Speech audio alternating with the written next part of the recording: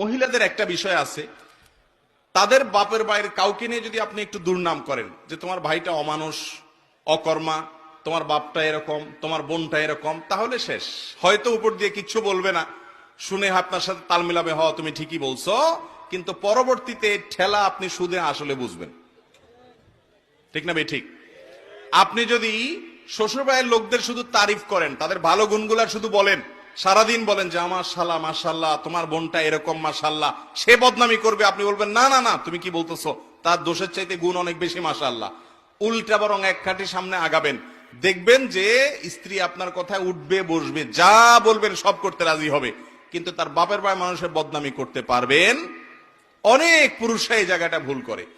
ঠিক একইভাবে আবেগের মূল্য দেওয়া। ডক্টর খন্দকার আব্দুল্লাহ জাহাঙ্গীর রহমাল্লাহ একটা কথা বলতেন। উনি বলতেন যে মহিলাদেরকে আল্লাহ রাব্বুল আলামিন প্রচুর পরিমাণ আবেগ দিয়ে সৃষ্টি করেছেন, তাদের মধ্যে